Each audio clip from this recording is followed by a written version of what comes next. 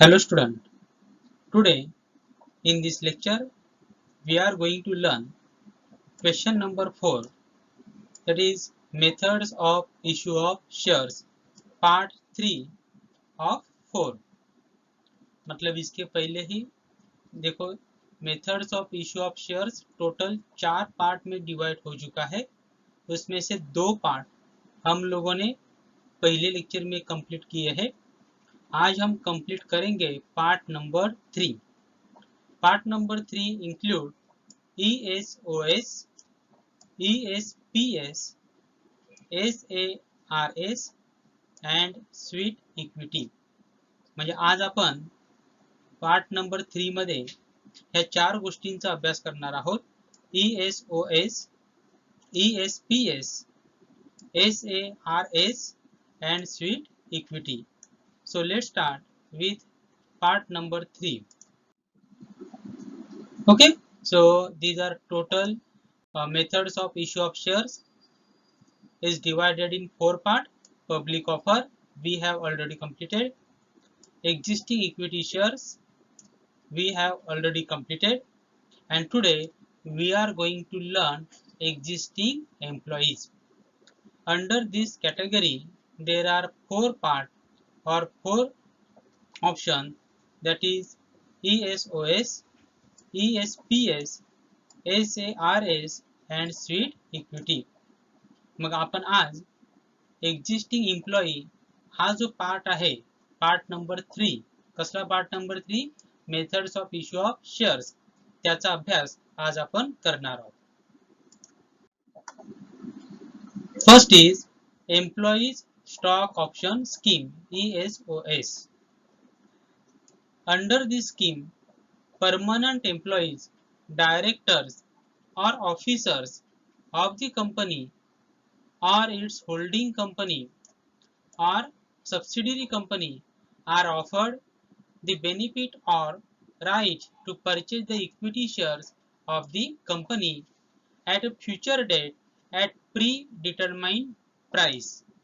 Predetermined का मतलब होता है जो प्राइस पहले से ही डिसाइड किया होता है उस प्राइस को बोला जाता है प्री डिटरमाइंड प्राइस, म्हणजे आधीपासून ठरवलेली price. So under this scheme of ESOS, that is employee stock option scheme, the permanent employee, directors or officers of the company or even holding company or subsidiary company are given offered by the company to purchase the equity shares of the company.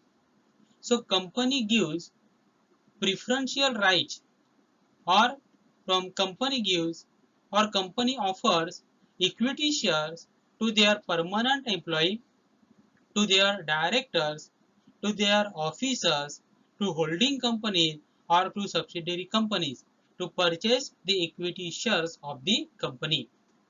म्हणजे ESOS मध्ये काय केलं जातं, company आपले जे काही permanent employee आहेत, temporary employee नाही, permanent employee आहेत, आपल्या कंपनीचे जे डायरेक्टर्स आहेत, आपल्या कंपनीचे जे ऑफिसर्स आहेत, किंवा आपली सबसिडियरी कंपनी आहे किंवा आपली होल्डिंग कंपनी आहे, या कंपनीला आपले शेअर्स, आपले इक्विटी शेअर्स ऑफर करते। म्हणजे त्यांना विकत घ्यायचे आहेत का हे त्यांना विचारते। ओके, तो ये इस तरह का स्कीम है। इस स्कीम के अंडर कंपनी अपने परमानेंट एम्प्लॉय रहेंगे, ऑफिसर्स रहेंगे, डायरेक्टर्स रहेंगे, उनको अपने शेयर क्या करती है, ऑफर करती है। यहाँ पे शेयर्स फ्री में नहीं दिए जा रहे, यहाँ पे ऑफर दिया जाता है। इस तरह का स्कीम कंपनी लाती है। ESOS encourages employees as they feel proud to be owner of the company and for which they are working, and company also benefits as it can retain good employees. So why company offer their shares to their employees? The one important reason is to build or to create confidence among the employee that they are not only the worker of the company but they are also owner of the company. It also helps to create belongingness, feeling of belongingness among the employees. यहाँ पे क्या होता है, company क्या करती है, अपने share employ को क्यों देती है, उसका फायदा होता है कंपनी को। क्योंकि अगर मैं किसी कंपनी का एम्प्लॉय हूँ और मुझे मेरे ही कंपनी के शेयर्स अगर मैं परचेस करता हूँ, तो मैं मेरे कंपनी का सिर्फ एम्प्लॉय नहीं रहूंगा, मैं उस कंपनी का ओनर भी बन जाऊंगा। और जब मैं ओनर भी बन जाऊंगा और एम्प्लॉय भी, वर्कर भी, तब मैं मेरे कंपनी का मुनाफा कैसे बढ़े, मेरे कंपनी का फायदा कैसे ज्यादा हो, ये मैं सोचूंगा। क्योंकि अगर कंपनी का फायदा बढ़ा तो मैंने जो शेयर परचेस किए हैं उसके ऊपर मुझे डिविडेंड भी क्या मिलेगा, ज्यादा। और इसके थ्रू कंपनी अपने गुड एम्प्लॉय, अच्छे एम्प्लॉय को क्या करती है, रिटेन करती है, संभाल के रखती है। मतलब अगर शेयर्स देते हैं उनको, कम प्राइस पे शेयर देते हैं, प्री डिटरमाइंड मतलब जो पहले से ही तय किया गया प्राइस है उस प्राइस पे उनको शेयर्स मिलते हैं, ज्यादातर वो कम प्राइस पे शेयर मिलते हैं, और उसके कारण एम्प्लॉय भी अपना जॉब छोड़ के नाही जाते। आलं लक्षात? म्हणजे अशा प्रकारे जेव्हा आपण एम्प्लॉयीला शेअर्स देतो तेव्हा त्याच्यामध्ये कंपनीबद्दल एक आपुलकी निर्माण होते, एक जवळचं एक नातं निर्माण होतं। कारण की तो फक्त कंपनीचा एम्प्लॉई राहत नाही, तो कंपनीचा फक्त वर्कर राहत नाही, तर तो त्या कंपनीचा मालक देखील बनलेला असतो। आणि त्यामुळे आधीपेक्षा देखील तो आता नंतर चांगल्या प्रकारे काम करण्याचा प्रयत्न करतो। Following are the provisions related to ESOS. Okay, so following provisions, provision means rules, need to be followed by the company. First, a company may offer the shares directly to the employees or through an employee welfare trust. So company may offer shares directly to the employee, or if any trust is working there in company like employee welfare trust, then company can offer shares to employee through employee welfare trust. म्हणजे company directly एम्प्लॉईला shares देऊ शकते, किंवा जर त्या एम्प्लॉईची trust असेल, employee welfare trust, ही trust काय काम करते, एम्प्लॉईचे वेलफेअर कसं होईल याचा प्रयत्न करत असते। अशा प्रकारची समजा ट्रस्ट असेल तर त्याच्या थ्रू एम्प्लॉईला शेअर्स दिले जाऊ शकतात। ओके, तो कंपनी एम्प्लॉई को डायरेक्टली शेयर्स दे सकती है, या अगर कंपनी में एम्प्लॉई वेलफेयर ट्रस्ट है तो उसके थ्रू भी कंपनी एम्प्लॉई को शेयर्स दे सकती है।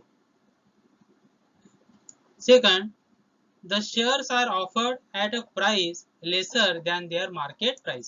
So generally company offered shares to employees at lower price than the market price. म्हणजे मार्केटला शेअरची जी आता प्राइस आहे त्या प्राइस पेक्षा कमी प्राइस मध्ये शेअर्स हे एम्प्लॉईला ऑफर केले जातात। लक्षात ठेवा, हे ऑफर केले जातात। शेअर्स घ्यायचे किंवा नाही घ्यायचे हा कोणाचा ऑप्शन असतो, तो कोणाचा राइट असतो, तो राइट असतो एम्प्लॉईचा। ओके, तो यहाँ पे जो भी शेयर्स कंपनी ऑफर करती है, जनरली उन शेयर का जो प्राइस रहता है मार्केट प्राइस से क्या रहता है, बहुत ही कम रहता है। Third, there is minimum vesting period of 1 year. See what is vesting period? Period during which the employee uses his option to apply for share that has been granted to him. So it means this scheme should be open for minimum period of 1 year. म्हणजे ही जी scheme दिली जाते ती open केल्यानंतर 1 वर्षापर्यंत employee आपला जो काही डिसिजन आहे तो कंपनीला सांगू शकतो, ऑप्शन अप्लीकेबल राहणार आहे। ओके, तो 1 साल तक ये जो ऑप्शन है वो एम्प्लॉई के पास अवेलेबल रहेगा कि हमें कंपनी के शेयर परचेस करने हैं या नहीं करने हैं, उसे बोला जाएगा vesting period. Fourth, usually company will specify the lock-in period, that is period during which employee cannot sell his shares. Lock-in period is minimum 1 year between grant of option and vesting.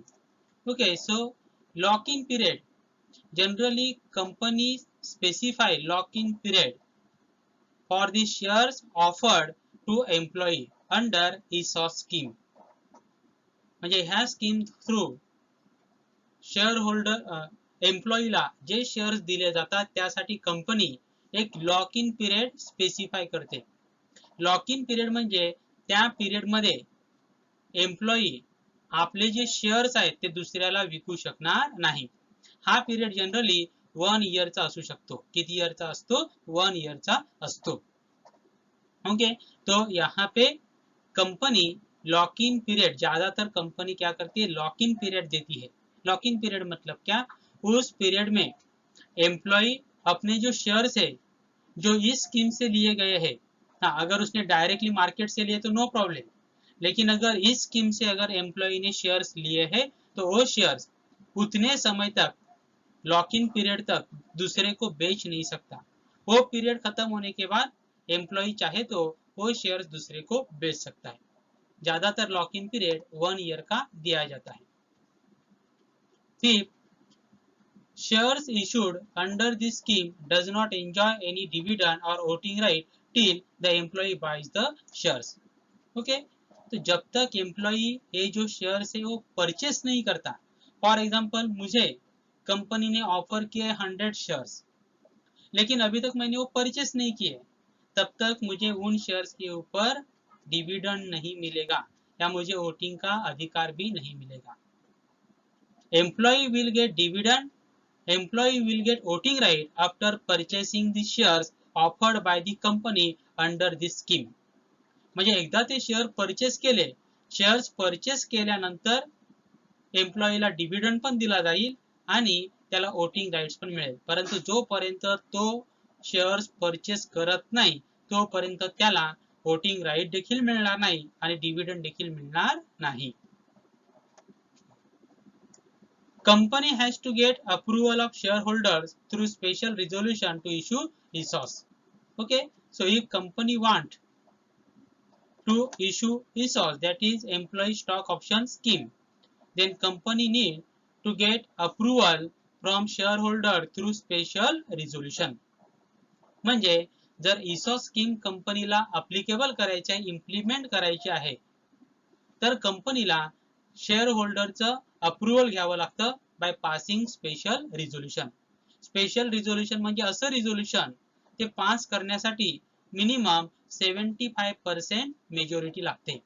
Okay, तो अगर company को ESOP scheme implement करना है, अपने company में चलाना है, तो उसके लिए कंपनी को शेयर होल्डर्स का अप्रूवल लेना पड़ेगा by passing special resolution. Okay, तो स्पेशल रिजोल्यूशन कब बनता है?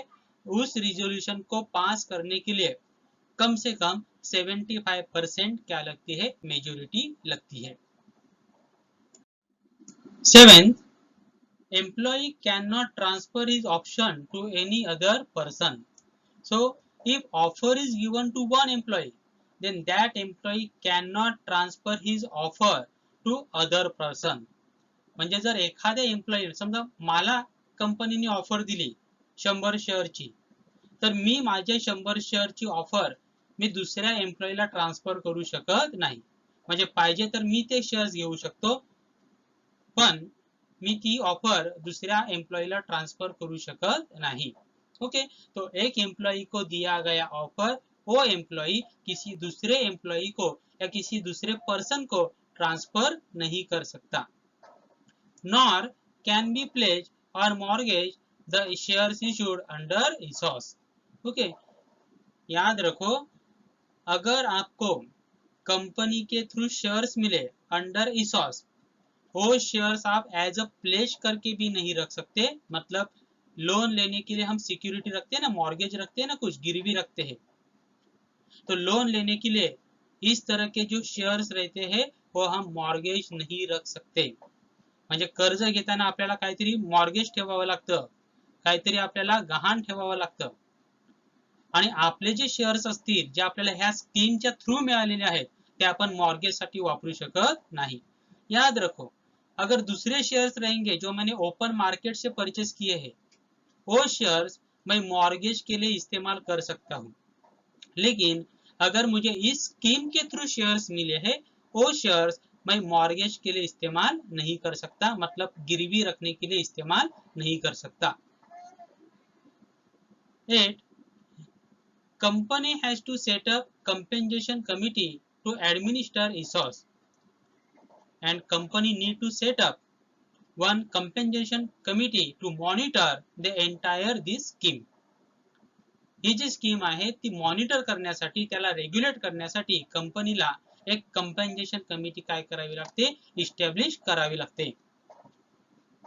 A company has to fulfill the provision of SEBI, that is share based employee benefits regulation 2014. So company also need to fulfill the different rules, different provisions given under share based employee benefits regulation 2014, that is SEBI. Okay, तो share based employees benefit regulation 2014, इसमें जितने भी rules दिए हैं, इसमें जितने भी provisions दिए हैं, उन सभी प्रोविजंस को कंपनी को क्या करना पड़ता है, फॉलो करना पड़ता है. Okay, so all these are provisions regarding ESOS. Okay, तो ईसॉस क्या होता है, तो जब कोई भी कंपनी अपने इक्विटी शेयर्स अपने परमानेंट एम्प्लॉय को, डायरेक्टर को, ऑफिसर को ऑफर करती है, तो उस तरह का जो स्कीम रहता है उसे कहा जाएगा ESOS, that is employ stock option scheme. इसके थ्रू एम्प्लॉय को ऑप्शन दिया जाता है कि आप आपके कंपनी के शेयर परचेस कर सकते हैं. ऑप्शन रहता है, कंपल्शन नाही, कंपल्सरी नसतात. त्या एम्प्लॉयला वाटलं तर तो परचेस करेल, वाटलं तर परचेस करणार नाही. सेकंड है employ stock purchase scheme, ESPS. Under this scheme, the company offer equity shares to its employee at discounted price, which they can buy at a future date. So under this scheme also, company offer equity shares to its employee. म्हणजे ही पण अशी scheme आहे, जशी आपण आता ESOS बघितली, तशीच ही देखील स्कीम आहे. या स्कीमच्या थ्रू देखील कंपनी आपले जे शेअर्स आहेत ते आपल्या एम्प्लॉयला काय करते, ऑफर करते ॲट डिस्काउंटेड प्राइस, म्हणजे कमी प्राइसला. And that shares can be purchase by employee at future date. Okay, तो ये स्कीम और ESOS स्कीम एक जैसी ही है, इसमें माइनर डिफरेंस है, वो आगे देखते हैं. एक जैसी ही है, क्यों एक जैसे, क्योंकि इसमें भी कंपनी अपने इक्विटी शेयर्स अपने एम्प्लॉय को क्या करती है, ऑफर करती है एट डिस्काउंटेड प्राइस, कम प्राइस पे ऑफर करती है. The company deducts a certain amount from the salary of the employee towards the payment for the shares.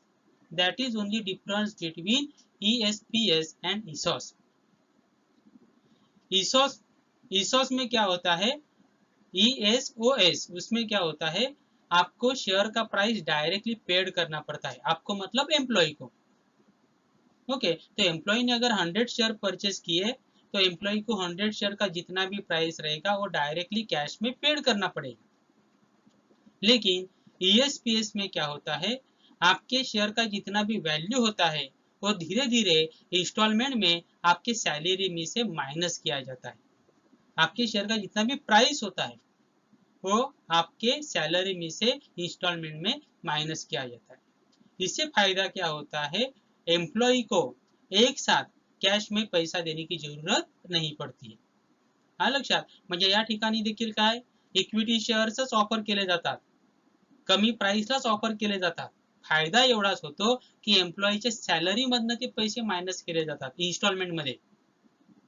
म्हणजे एकदाच एम्प्लॉयला पैसे भरण्याची गरज पडत नाही. आणि ESOS मध्ये काय, तुम्ही शेअर परचेस करता आणि एकदाच तुम्हाला सर्व पैसे भरावे लागतात. Okay, so that is difference between ESOS and ESPS. Company must fulfill the following provisions. So there are some provision related to ESPS. First, different number of share can be offered to different categories of employees. So company can offer different number of shares according to based on the categories of the employee. म्हणजे जसे एम्प्लॉयच्या category असतील तसे number of share देखील different असू शकतात. For example clerk झाले, worker झाले, manager झाले, ह्या एम्प्लॉईच्या वेगवेगळ्या कॅटेगरी झाल्या. मग समजा क्लर्कला 10 शेअर्स, ओके, ऑफिसर असेल त्याला 20 शेअर, सुपरवायझर असेल त्याला 30 शेअर्स, मॅनेजर असेल त्याला 40 शेअर्स. इन दिस वे म्हणजे कंपनी वेगवेगळ्या कॅटेगरीनुसार नंबर ऑफ शेयर्स वेगवेगळे ऑफर करू सकते. ओके, तो जिस तरह से एम्प्लॉय का कैटेगरी रहेगा उस तरह से कंपनी अलग अलग नंबर के शेयर्स एम्प्लॉय को ऑफर कर सकती है. Second, shares issued through ESPS should be immediately listed, and whatever shares issued by company under ESPS need to be listed immediately. मतलब उसका लिस्टिंग स्टॉक एक्सचेंज पे करना जरूरी होता है. ओके, म्हणजे ESPS मध्ये जे काही शेअर्स एम्प्लॉईला इश्यू केले जातात ते स्टॉक एक्सचेंज मध्ये इमिजिएटली काय करावे लागतात, त्याची लिस्टिंग करावी लागते, रजिस्टर करावे लागतात. Third, ESPS shares will have minimum of 1 year lock-in period from the date of allotment if ESPS is not a part of public issue, and if special ESPS is implemented by the company, then there will be lock-in period of 1 year. It means if shares purchased by employee under this scheme, then that employee cannot sell their shares within 1 year. Yes, after 1 year, employee can sell that shares to other person. But during that 1 year period, that is lock-in period, employee cannot sell their shares to other person. म्हणजे या ठिकाणी ESPS मध्ये जे shares issue केले जातात त्याला 1 इयरचा काय असतो, lock in period असतो. म्हणजे 1 इयर पर्यंत एम्प्लॉई ते शेअर्स दुसऱ्या कोणत्याही व्यक्तीला विकू शकत नाही. हा, पण समजा ESPS is a part of public issue, म्हणजे पब्लिक इश्यू म्हणजे जनरल लोकांना पण शेअर्स विकले असतील आणि त्याच वेळी एम्प्लॉईला पण शेअर्स विकले असतील, बरोबर, त्यासाठी हा रूल अप्लिकेबल राहणार नाही. ओके, मतलब अगर कंपनी ने पब्लिक इशू किया है, पब्लिक इशू मतलब जनरल लोगों को भी शेयर्स बेचे हैं और उसी समय एम्प्लॉय को भी शेयर्स दिए, बराबर, अगर ऐसा किया है तो उस समय के लिए लॉक इन पीरियड का ये जो प्रोविजन है वो अप्लीकेबल नहीं रहेगा. अप्लीकेबल कब रहेगा, अगर सिर्फ जनरल लोगों को शेयर्स दिए नहीं कंपनी ने उस वक्त और सिर्फ एम्प्लॉय को शेयर्स ऑफर किए हैं, ऐसे समय में 1 ईयर का लॉक इन पीरियड रहेगा. Fourth is, company has to fulfil the provision of SEBI shares based employee benefits regulation 2014. आणि इथे देखील कंपनीला सेबी म्हणजे share based employee benefits regulation 2014 च्या ज्या काही प्रोव्हिजन्स आहेत त्या फॉलो कराव्या लागतात. Fifth, company has to get the approval of shareholders through a special resolution to offer ESPS. And if company want to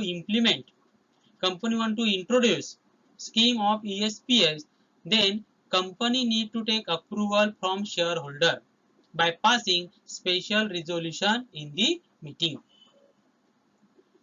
म्हणजे कंपनीला जर ESPS आणायचं असेल तर त्या कंपनीला शेअर होल्डरचं काय घ्यावं लागतं, अप्रुव्हल घ्यावं लागतं. म्हणजे ते अप्रुव्हल स्पेशल रिझोल्यूशन पास करून घ्यावं लागतं, म्हणजे त्याला मेजॉरिटी लागते, मेजॉरिटी ऑफ 75%. ओके, तो जैसे हम लोगों ने ईसॉस में देखा था एम्प्लॉय स्टॉक ऑप्शन स्कीम, उसमें भी अगर आपको ईसॉस लाना है तो शेयर होल्डर का अप्रूवल लेना पड़ता है बाय पासिंग स्पेशल रिजोल्यूशन. उसी तरह से अगर कंपनी को ESPS लाना है तो भी स्पेशल रिजोल्यूशन पास करके शेयर होल्डर का अप्रूवल लेना पड़ता है. कौन से share holder, equity share holder. Third is stock appreciation right scheme, SARS, SARS. Under this scheme, the employees are given a right to receive appreciation in the value of specified number of shares of the company at a future date. Appreciation means increase in the value. Appreciation का मतलब होता है value increase होना, जैसे depreciation का मतलब होता है वैल्यू कम होना, बरोबर। डेप्रिसिएशन म्हणजे व्हॅल्यू कमी होणे आणि ॲप्रिसिएशन म्हणजे व्हॅल्यू वाढणे. So under this scheme employee are given right to receive appreciation in the value of specified number of shares of the company at a future date. See how it works. See one example here. पहले हम example देखते बाद में उसको पढ़ते क्या दिया है. For example, on 1st January 2020, 10 shares linked to employee worth rupees 1000. 1 जनवरी 2020 को कंपनी ने किसी एक एम्प्लॉय को 10 शेयर्स लिंक किए. यहाँ पे शेयर्स डायरेक्टली बेचे नहीं जाते, लिंक किए जाते हैं. क्या किए जाते हैं? लिंक किए जाते हैं. 10 शेयर लिंक किए और उस समय उस शेयर्स का वैल्यू था 1000. ओके, तो 1000 वैल्यू के साथ 10 शेयर्स वहां पे लिंक किए गए एक एम्प्लॉय के लिए. On 1st April 2020, value of these shares is increased to rupees 1400. और 1 अप्रैल 2020 को क्या हुआ, वो जो शेयर्स उसके साथ लिंक किए गए थे 10 शेयर्स, उसका वैल्यू बढ़ गया, एप्रिसिएट हुआ और वो बढ़ के कितना हुआ 1400. बघा, जेव्हा त्या एम्प्लॉईला 10 शेअर लिंक केले तेव्हा त्याची व्हॅल्यू किती होती 1000 आणि 1 एप्रिल 2020 ला त्याची व्हॅल्यू किती झाली 1400.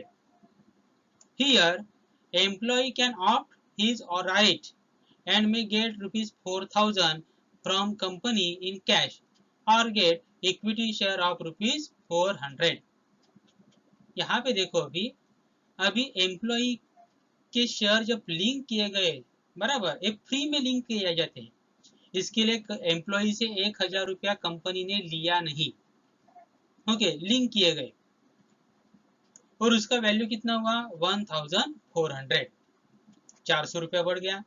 यहाँ पे एम्प्लॉय के पास ऑप्शन है कि अगर उसको पैसे की जरूरत है तो वो क्या कर सकता है, यहाँ पे कंपनी से 400 रुपया कैश में ले सकता है. जब भी वो जब चाहे तब फ्यूचर में कभी भी ले सकता है, लेकिन अभी उसको पैसे की जरूरत है तो वो ऑप्शन अभी भी इस्तेमाल कर सकता है. त्याला पाहिजे तेव्हा तो फ्यूचर मध्ये कधीही ऑप्शन वापरू शकतो. फक्त एवढंच की आपल्याला जे शेअर्स लिंक केलेले आहेत त्याची प्राइस वाढली पाहिजे, मार्केटमध्ये त्याची प्राइस वाढली पाहिजे, तरच हा ऑप्शन वापरता येतो. बरोबर, म्हणजे 1000 आहेत त्याचे 1200, 2000, 3000 झाले तर हा ऑप्शन वापरणार. असं होणार आहे का की आज त्याची 1000 आहे आणि मार्केटमध्ये त्याची प्राइस 800 झाली, ऑप्शन वापरता येणार आहे का? नाही, कारण की हा ऑप्शन का है, एप्रिसिएशन राइट. मतलब अगर उस शेयर्स का प्राइस बढ़ गया तो ही ये ऑप्शन एम्प्लॉई इस्तेमाल कर सकता है. तो यहाँ पे एम्प्लॉई 400 रुपया कंपनी से कैश में ले सकता है, या एम्प्लॉई 400 रुपया कैश में लेने से बदले 400 रुपए के इक्विटी शेयर्स ले सकता है. वो ऑप्शन एम्प्लॉई के ऊपर डिपेंड करेगा. ओके, तो इस तरह से यहाँ पे एम्प्लॉई के साथ कुछ शेयर्स लिंक किए जाते हैं और उस शेयर्स का अगर वैल्यू बढ़ गया तो एम्प्लॉई अपना जो राइट है, राइट ऑफ स्टॉक एप्रिसिएशन, वो क्या कर सकता है, इस्तेमाल करके जितना भी वैल्यू बढ़ गया है वो वैल्यू कंपनी से कैश में ले सकता है या उसके बदले में इक्विटी शेयर्स ले सकता है. The company allots a specified number of stock appreciation right units that are linked to the value of the company's shares on the date of allotment. So here company allots specified numbers to the employee. Company क्या करती है, एक कुछ specific number company decide करती है कि हर एक employ को 50 शेयर्स हम लिंक करेंगे, तो उतने यूनिट्स उनको लिंक किए जाते हैं. On the relevant date, that is a future date, depending upon the appreciation in the value of share which are linked to SAR unit, the employee is paid the appreciation value in cash or through equity shares. Okay, तो future में कभी भी जब अगर इन shares का value जो उनके साथ लिंक किए गए हैं उन शेयर्स का वैल्यू अगर बढ़ता आहे, बरोबर, म्हणजे त्यांच्यासाठी जे शेअर्स लिंक केलेले आहेत त्या शेअरची व्हॅल्यू समजा फ्युचरमध्ये कधीही वाढते, कधीही फ्युचरमध्ये, तेव्हा फ्युचरमध्ये एम्प्लॉई पाहिजे तेव्हा तो ऑप्शन वापरू शकतो. ओके, तो एम्प्लॉई जब चाहे तब अपना ये जो राइट है उसका इस्तेमाल कर सकता है. और जितना भी वैल्यू एप्रिसिएट हुआ है, एप्रिसिएट हुआ मतलब बढ़ गया, उतना अमाउंट वो कैश में ले सकता है या उसके बदले इक्विटी शेयर्स ले सकता है. SARS is a form of bonus compensation given to employee if the company perform well and its market price of shares goes up. So it is like a bonus. It is like a bonus compensation for employee because these shares are linked to employee without any cost. म्हणजे हे shares employee बरोबर link केले, बरोबर, एम्प्लॉईला तेवढे units काय केले, allot केले without cost, म्हणजे employee कडनं कोणत्या प्रकारचे पैसे घेतले नाहीत. आणि एम्प्लॉईला काय फायदा की समजा कंपनीने वेल परफॉर्म केलं, चांगलं परफॉर्म केलं आणि कंपनीची जी मार्केट प्राइस आहे, शेअरची मार्केट प्राइस आहे ती समजा ऍप्रिशिएट झाली, इन्क्रीज झाली, तर एम्प्लॉई जेवढी व्हॅल्यू ऍप्रिशिएट झालेली आहे, फॉर एक्झाम्पल मध्ये आपण बघितलं 400, ती कॅश मध्ये घेऊ शकतो, म्हणजे तो एम्प्लॉईला मिळालेला एक बोनस आहे. ओके, तो ये एक तरह का बोनस माना जाएगा जो एम्प्लॉई को कंपनी की तरफ से मिलता है. The employees does not have to pay for buying any shares. तो एम्प्लॉई को यहाँ पे पैसा पेड करने की जरूरत नहीं है. Company has to give employees a vesting period of minimum 1 year to exercise his option.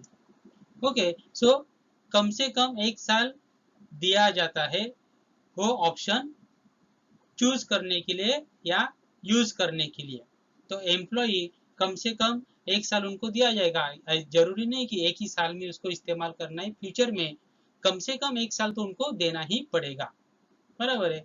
और उसके साथ कंपनी डिसाइड करती है कि कितने साल के अंदर एम्प्लॉई को अपना ऑप्शन यूज करना है या अपना ऑप्शन चूज करना है. There is no lock in period for SARs. Okay, लक्षात ठेवा, there may be lock in period for ESOS, there is lock in period of 1 year for ESPS, but there is no any lock in period for SARS. To issue SARS, company has to get approval of shareholder through a special resolution. Here also, for implementation of SARS or for introduction of SARS, company need approval from equity shareholder, and that approval need to be get by passing special resolution. यहाँ पे भी SARS को अगर आपको implement करना है तो company को इक्विटी शेयर होल्डर का अप्रूवल लेना पड़ता है बाय पासिंग स्पेशल रिजोल्यूशन.